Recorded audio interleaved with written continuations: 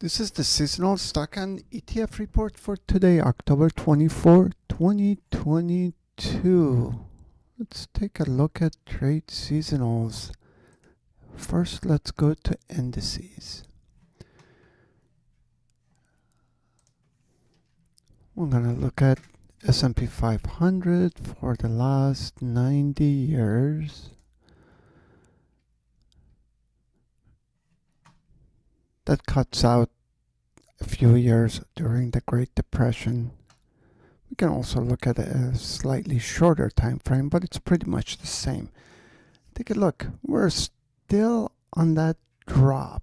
That drop, seasonal drop, ends on October 26th. 2 more days. So at the end of Wednesday, we're at the bottom of this, right there. Let's go take a look at the 26th. So if we would have moved to 26th, oh, I did not select 90 years. My mistake. We're right at the bottom. 26th, 27th is around where the bottom of the seasonal chart is. And then you can see the sharp up move occurs right then and there. For this period right now we're looking at 35 days, so these have not much meaning. We're just looking at this right there. We're looking at the trend. And the trend shows up on the 26th. So we're still on a couple of more days of seasonally down, and then market becomes seasonally bullish. None of these means that the market's going to go up. It's just the probability. The probability of market going up becomes seasonally bullish. So for example, look, even for the next 35 days, let's look at the next month, 30 days, starting the 26th.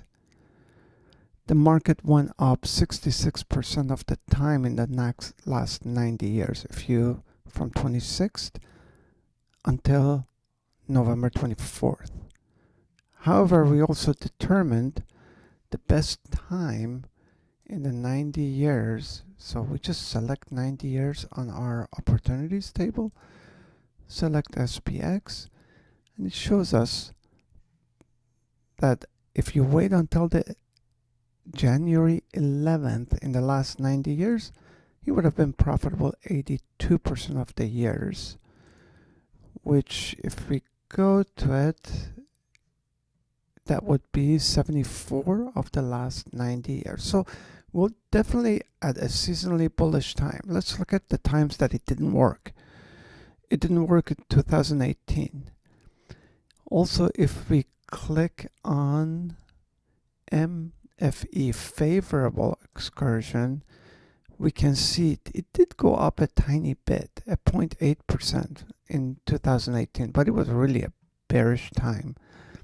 The year 2018, and the one before that was 2015, and then 2007, and so on. And then 1973 was a big down of almost 16%. So you see a lot more green than red, so this is seasonally very bullish. Is this going to go up? Probabilities with an up move for the next 78 days, or starting today would be next 80 days. So I actually think that there's a lot of opportunities coming up. If we go to Dow 30, we are on October 26th. Look at these opportunities. This is for showing past 10 years.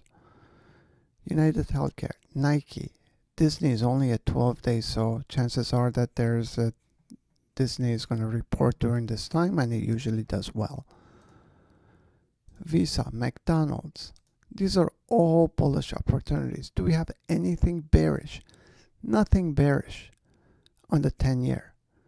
And even the IBM bearish that we talked about, which was on the October 10th.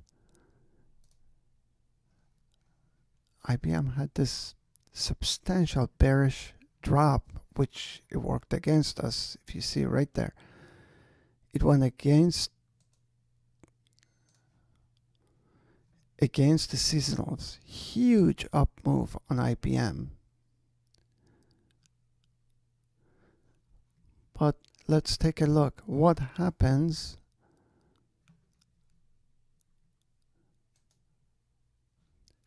How many times did it go against us? Look at 2017. It actually went up and cropped. So there's a chance that there's going to be some correction in IBM, but IBM becomes also very bullish seasonally starting October 26th. But this is an outlier for IBM. IBM has been very bearish this time of the year, but not this year. It didn't work in 2017. It didn't work in 2022. Chances are high that IBM's going to drop sharply next time during this period again. We'll see. We'll see how that goes. Let's look at top of NASDAQ. No, we don't want October 10th. We are 24th.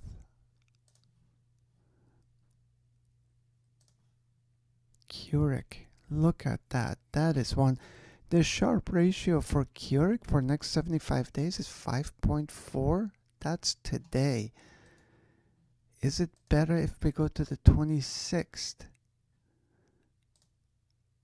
It is not. It's better to buy it today. Sharpe ratio drops to almost 3. But today, which is the 24th, Sharpe ratio is at 5.4. This is a very high number for Sharpe ratio. This is definitely a good opportunity to get into Keurig right now. So for the next 75 days, today until January 5th, Keurig has gone up an average of 8.26% in the last 10 years. Look at this. 7.74, 7.92, 10.57. This stock is on a tear this time of the year. Just last year it made 8%.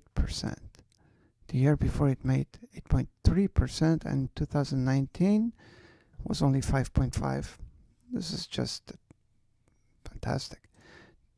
We have 13 years of data, and if we look at 13 years, it's pretty much the same. Lowest one was 2% in 2011. The Sharpe ratio dropped to 3.2, which is just fine when we're looking at 13 years. But when we look at 10, 5.4, that's really high. This is a great opportunity for Keurig to be long for the next 75 days. Next one on the list, Marriott Hotels. Marriott goes up 5.4% in a 2-week period. It's probably a time for they're going to announce earnings, and even during COVID times it did well. Interestingly enough, Broadcom, also a 100-day opportunity until end of January. It makes an average of 15.8%. These are great long opportunities and analog devices.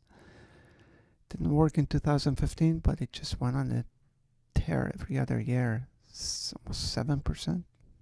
Pretty good. Analog has more data.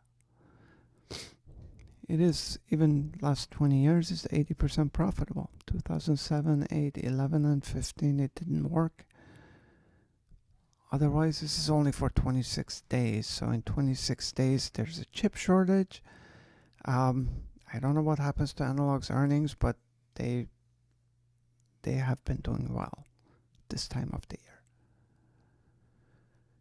Then we have Old Dominion. Didn't work last year. Autodesk. Also a great opportunity here. S&P 500. Top of the list is TransDigm. Sharpe ratio of almost 3. for the next 16 days, and it rises almost 5%. Another good opportunity for long. These are all good long opportunities. This is the time of the year. If you want to trade seasonals, it's time to go long. Russell 1000, Curix on the top and TransDime is second. It's probably the same with Wilshire. Well, Wilshire is all tradable stocks in the United States, so we can probably see even short opportunities. Click it twice. Yeah, Eagle Bulk Shipping. It's on the down. It's going down this time. Okay, let's look at ETFs. Top of the list is dollar index. Dollar goes up this time of the year, and dollar's been going up because of economic turmoil around the world, but it also goes up seasonally, so this might be a very good opportunity. However, the average profit is only 1.37% for next 21 days. Next one, consumer sector. Consumer discretionaries. 37 days, average of almost 4%. Another good opportunity right there. All right, that's it for today.